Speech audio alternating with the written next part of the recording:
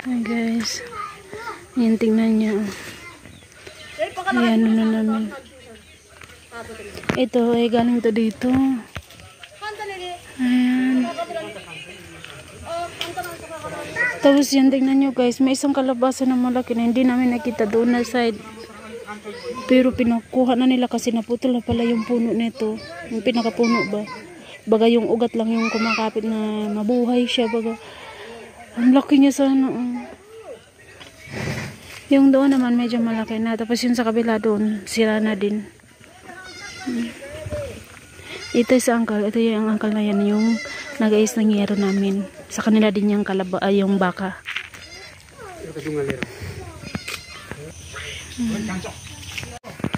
So guys, tignan nyo, pinapaararo na yung ano namin. Nilinisan na namin dito na sa dito na banda. Ako rin naglinis dito.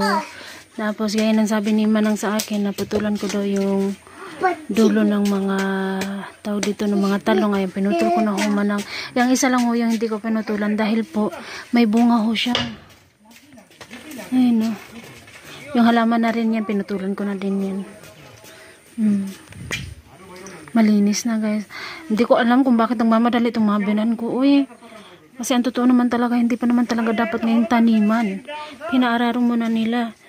Kasi nakita nila dito sa kabila, pinapaararo na din yan sa kanila. Kaya sila rin ay ano. Ayan. So, hindi kaya ng baka guys. Hindi tumatagos yung ano niya ba. Yung pangbungkal niya ng lupa, hindi tumatagos masyado sa lupa ba.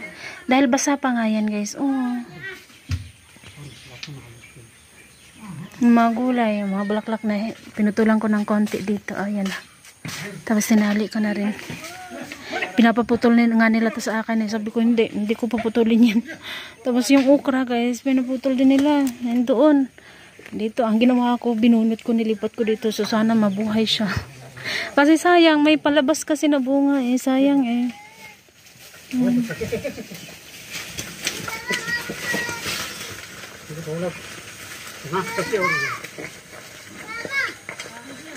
Ayun, okay na siya ng kaunti. Nag-amok yung baka.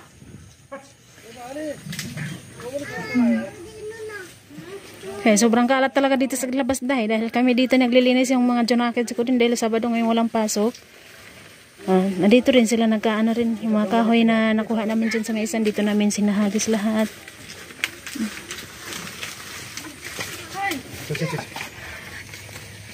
Tignan nyo yung langgam, itim na langgam guys. Ayan. Yung Julaba naman, umuwi muna saglit kumain siguro. Pinahinga niya muna yung mga kalabaw niya, ay mga kabaka niya. Ayan. Tapos mamaya papunta ako sa likod para putulin ko yung mga dyan sa baba ng mga halaman. So hindi ko siya itatapon guys. No? Ililipat ko siya doon sa harap ng bahay ng mga binan ko.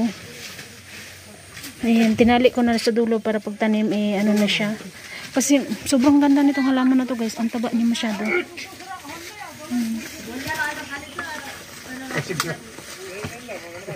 So sabi hindi nga daw tumagos masyado yung ano niya, pangbungkal ng lupa. Kasi nga basa pa nga yung lupa. So sabi ng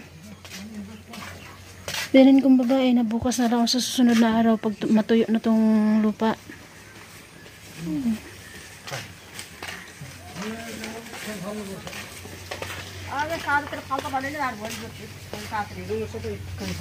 Sila yung dito naglinis na side. Nabunot yung isa. Kasi doon ako naglinis kanina. Iningatan ko kasi. Kaya na nakita ko na dito na sila na side, lumipat ako kaagad dito. Kasi baka bunutin nila itong halaman ko dahil. Ang gaganda naman na So hindi talaga siya pwede guys. Sinante din. Dahil nakita din kami na naglinis. Busy din kami sa paglilinis. Sila din naglinis nga rin. Kati kinaisa-isa pa ganim chas lagaw niya. Hazır. Ama ben sana Hazır. Persi pun ikat ni boyo. Persi pun ikat ni boyo. Ye nikal dim.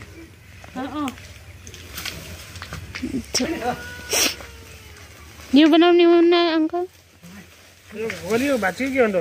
Okay नि यो अर्को बासमा हाल्नु पर्यो हजुर Air ko basal ni parsa ki. Wala. Ki alima तो ताला गराइ दिन मुनि हजुर हजुर मुनि त खल्ले होला के त्यही भएर फुल बाँचे छैन मुनि त भयो त्यो मुसा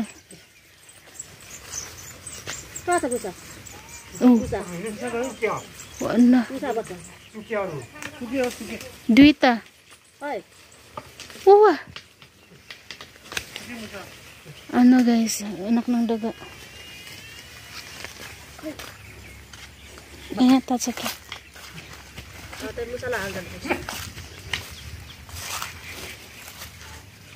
pero iman ayun o isa tapos isa dikis lahidim ito yun hindi talaga kaya ng baka guys kaya pinahinto na nung kalabasa ko doon nawala na patay na rin na yun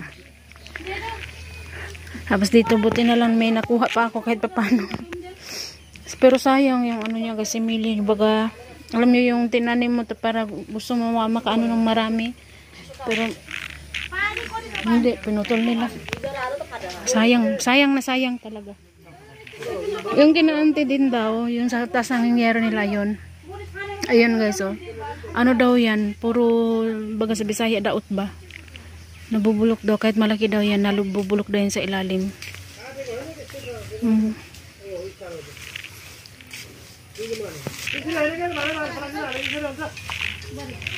Jor Hajar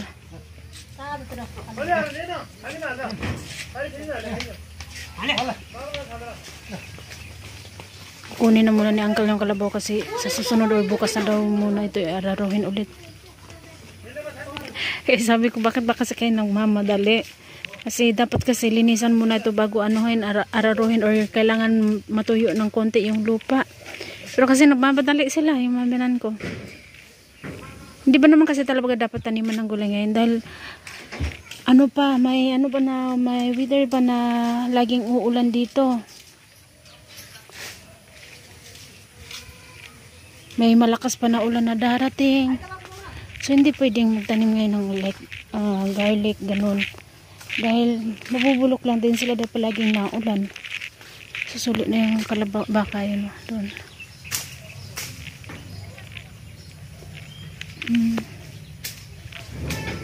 baka yun nalinisan lang namin doon na side dito lang banda doon na side din sa akin na sobrang linis grabe bayag hanggang na talaga pag ganyan kalinis yung hindi lang naman namin nalinisan yung gitna lang naman eh ayan at saka dito doon so mamaya patatayuin ko itong lalagyan ko ito ng kahoy tapos papatayuin ko ito igaganyan ko siya ng konti para hindi siya masagi-sagi dahil pag mano na itong bulaklak nito maganda kaya itong bulaklak na to parang kailan lang maliit na ito ngayon ang laki na hanggang balikat ko na siya guys si Ayman at yung binangkong babae aalis pupunta sila doon sa Sarat or Padasal ako at saka yung dalawang Jonakis hindi nasasama dahil pag kaming lahat pupunta doon ay mag-iatras sila dito niya ampo ba yung aduan dito no so sa binambinan ko din huwag na daw kami sumama sila lang dadalaw na Ayman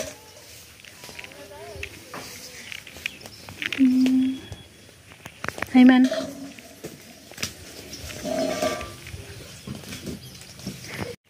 so yun na guys tapos tingnan bago pinutol yung mga sitaw nanguha mo na yung biyanan ko wala na sarapan yung biyanan kong babae sa talbos ng sitaw ayan sabi niya sinaway siya ng biyanan kong lalaki sabi niya bakit ko daw kinuha yung mga talbos sabi niya sa biyanan kong lalaki hindi mo ba alam na 3 beses na 3 or 4 na beses na nakaluto yung si buhari ng ganito hindi mo alam na kinain mo na ganun tapos ito simili natin Hazur ayan okra thank you uncle binigyan din tayo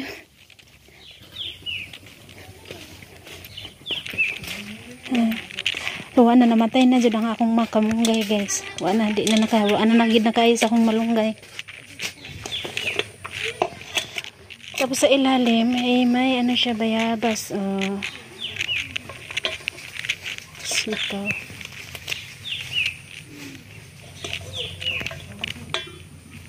Hindi ako mahilig sa mga ganitong bayabas. Mas gusto ko yung ganito yun. Balbangaan.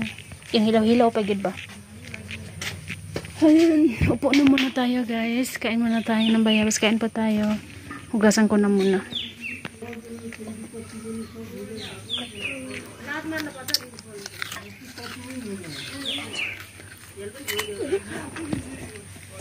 Naglalis na po sila.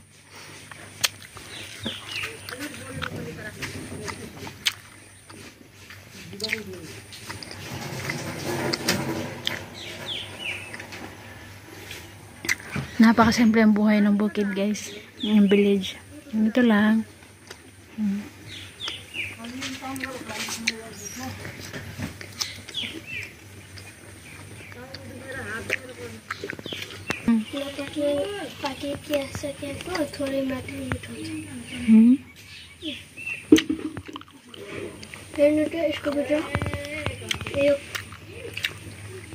Patanaw daw sa mo.